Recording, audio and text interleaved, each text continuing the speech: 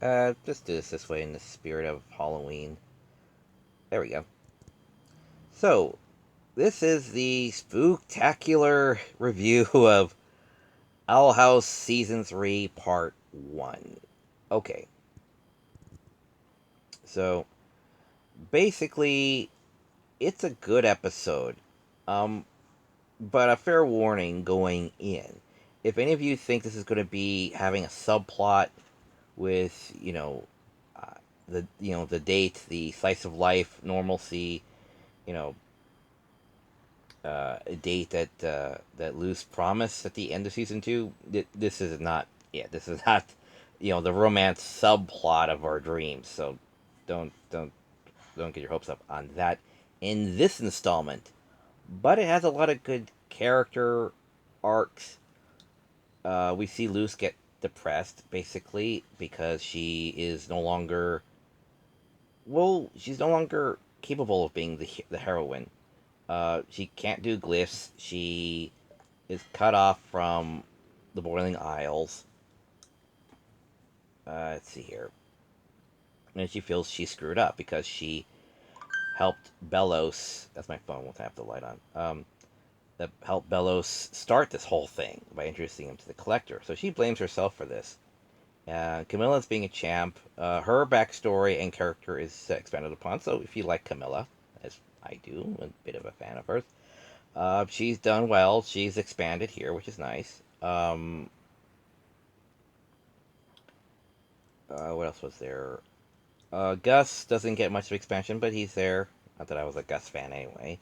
Uh, but he's there as usual. Doesn't feel. No one feels like they're just like left out, like the third wheel in this scene. So it's nice. Everyone has like something to pitch in at least, like a line or a thought or something like that. So they all contribute. So no one's just there for the sake of being there. It's just being part of the group. So everyone has a hand in some scene or another. So everyone participates at a regular amount.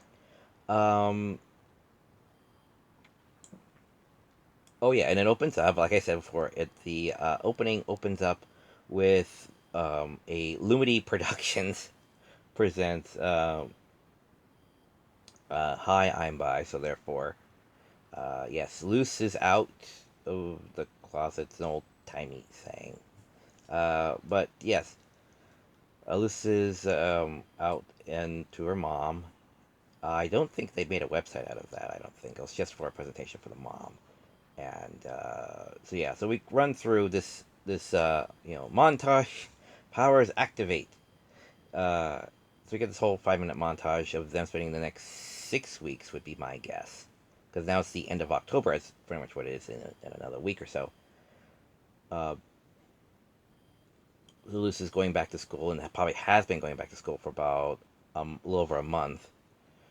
And we see the guys at home being uh, somewhat magically scientific, trying to find different methods of activating the portal door. No success, turning the shack into, or abandoned house, whatever it is, into a clubhouse. And then through Flapjack, they find something underneath the floorboards.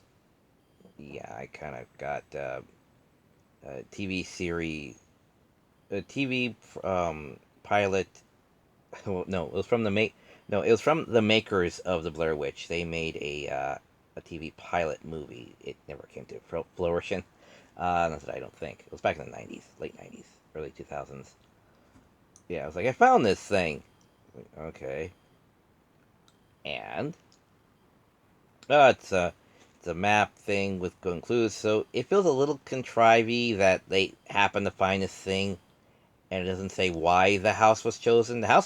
Why the house was chosen to be the portal entry into the human world is never answered in this. But the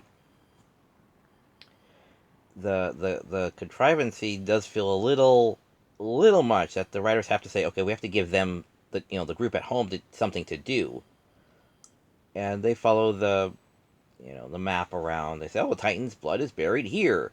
Okay, and still any answer about the cabin, about the abandoned house? Nope.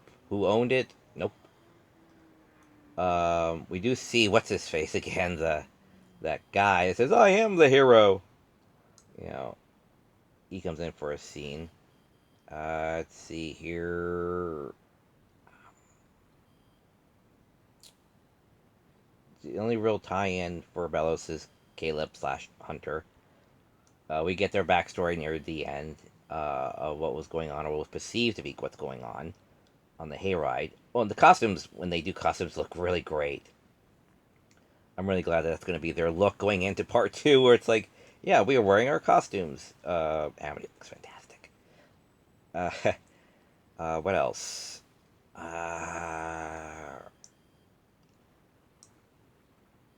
That's basically it for the storylines. I mean, Hunter has his paranoia about Bellows being around, and people are wondering what the heck is that deer that almost hit my car. It was what else was there? That's pretty much it. It's a 40-minute special. There's not a whole lot going on. The fight scene at the end, where we find out what the heck is going on, the fight scene at the end is actually pretty darn good. It's like I'm hoping that that animation picks up in part two, so we see a lot more of that because that's really good animation. Uh, um, um, um, um, um. Well, I mean, yeah, there's some revelations, and Luce always takes things a bit too, well, bit too to heart. It's like, they'll hate me. No, no, they wouldn't. It's the same thing Amity felt. It's like, being fall back onto the gaslighting thing. Uh, but she found out it's like, of course, this is Luce we're talking about. Luce didn't even ask about the Titan's blood. She just grabbed her super special, super awesome girlfriend's home. That's it. So Luce has that moment to clarify that, and uh, the Titan's blood doesn't really. Nothing's really explained too much beyond the brothers' backstory, so yeah, it's kind of scratching your head as to wait, where are we? What's the significance of this? Are we going to see any names on these gravestones to find out what's what? What's the significance? Where is the where's the anything? And Camilla this time, in order to help cover Luce's decision to stay behind, that's not really much of a spoiler. She says, "And I'm going to go with you." It's like I have decided. Hey, your mom's going to come with you. I was kind of surprised by that because I didn't think that Camilla would be going to the back to the Boiling Isles with Luce. I did not see that coming. But it's like, okay, sure, all right. We haven't had much of Camilla in the past two seasons, so to have her go to the Boiling Isles, it's like, yeah, sure, okay. And she's somehow a closeted sci-fi nerd, apparently.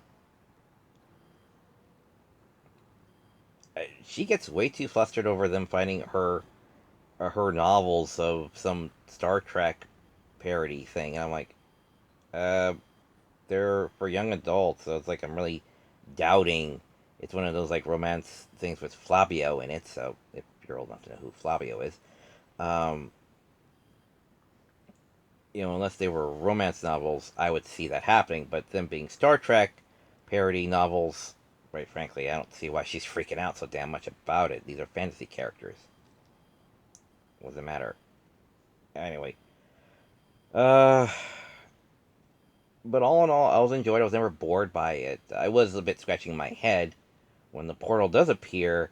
It's not transparent, seamless like it is with the portal door. So it's like I'm not understanding why can't we see where we're going? If it's just a landscape, at least it would be something. But this looks like they're going to the in between realm where Luz went, rather than to back to the Boiling Isles. Just saying, if you're going to specify that the portal entrance difference between crossing worlds to the in between world, you know, is seeing those weird green ripples versus seeing a seamless passage, you kind of need to stick to that, you know. So it's a little head scratching when you see it. So just letting you know. Um, V staying behind. She's not going to the boiling house, so I'm going to go there yet. I mean, yet. We don't even know if we're able to come back. So what's he mean, yet? But, okay, so after that, we get credits and some decent art for the credits. And everyone's in their hero stance, pretty much. And that's about it. I don't want to go into spoilers, because it's some decent revelations there, and you know, what else is there to really talk about? Uh, like I said, this is a special. It's a 44-minute special. It doesn't feel too long. It feels more like just a prolonged episode with none of the standard. Okay, this is the like Ida says. This is the. Do you want to have a beach episode? I'm like, yeah, sure. If we had 20 more stories, 20 more adventures, but we don't. So yeah, this is no. This has no filler in it. It's all just kind of plot point to plot point because kind of need to get this going. Type of feel to it. So everything feels very progressive, but nothing feels rushed.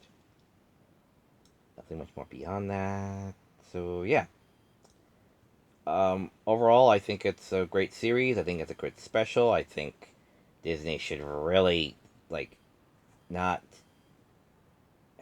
enforce the brand on its more productive or progressive shows. The Devil and Max Devlin, The Lone Ranger, anybody? Criminy. I wonder if those are part of the Disney brand. Yeesh. But whatever. So yeah, I highly recommend it. It's not streaming on Disney yet. I am sure it will start streaming soon. Until then, you can watch it on YouTube. Before Disney starts taking them all down within a week. That's annoying.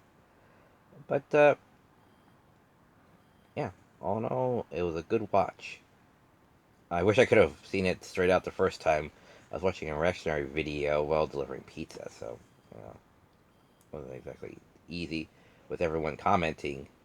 It's like I can't see what's going on and I can't hear what's going on. You guys are commenting too much. I can't hear this. Hearing them freak out and comment so much, it was just ridiculous. So I'm glad I was able to watch it, unfiltered or whatever on a regular channel. So all right, so and I don't have cable, so I can't watch it. And I've cut TV out of my life. Trust me, it's a lot better for it. But anyway, until next time, fair, faithful viewer, see you at the movies, okay? And have a fantastic Halloween. Alright, take care.